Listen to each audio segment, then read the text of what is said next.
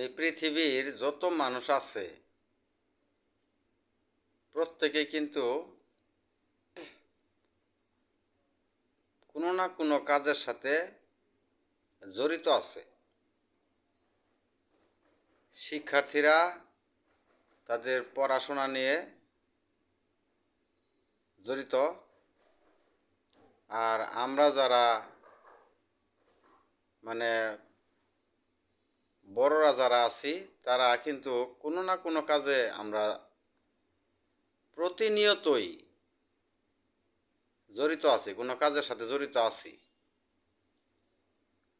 তো আমাদের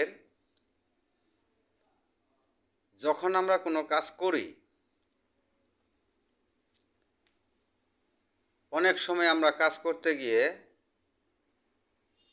সেটার মধ্যে আমরা কিন্তু ব্যর্থ হই। ব্যর্থ কাজটা আমরা সম্পূর্ণ করতে পারি না, ধৈর্য হারা হয়ে যাই। এখন নিয়ম হইল, আপনি যখন কোনো কাজ করতে গিয়ে কাজটি সম্পন্ন করতে পারতেছেন না, তখন আপনার কাজ হলো ওই কাজটি কেন হইতেছে না তার সঙ্গে, ওই কাজের সঙ্গে রাগ করে কাজটাকে সম্পূর্ণ করা। আপনি ওই কাজটাকে আপনি জিদ করে ধরবেন, কাজের সঙ্গেই আপনি জেদ করবেন, কেন হয় না, হবে না কেন, কোন কৌশলে এই কাজটি সম্পূর্ণ করা যায়, সেটা নিয়ে আপনি জেদ করে ধরতে পারেন। আপনি সেই কাজের সঙ্গে এরকম ধরনের রাগও করতে পারেন যে কেন হয় না, এই কাজটা সম্পূর্ণ না হওয়া পর্যন্ত আমি ছাড়ব না, তাহলে সেই কাজটি আমাকে সম্পূর্ণ করতেই হবে।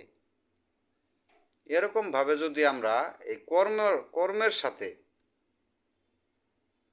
যদি রাগ করি, জেদ করি, তাহলে কিন্তু সেই কর্মটি আমাদের দ্বারা সম্পন্ন করা সম্ভব, এবং অসম্ভব বলতে কিছু থাকবে না।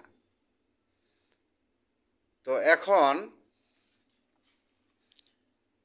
আমাদের সমাজে এটা উল্টাভাবে চলছে। যে কাজ করা কথা, কাজের সঙ্গে রাগ করা কথা, আর সেই রাগটা করি আমরা মানুষের সাথে।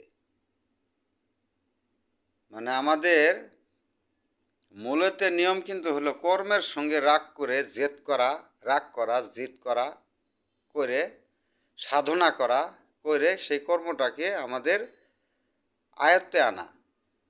আর আমরা করি কি, সেই কর্মের সঙ্গে রাগ না করে আমরা মানুষের সঙ্গে রাগারাগি করি, মানুষের সাথে তেজাতেজি করি, মানুষের সাথে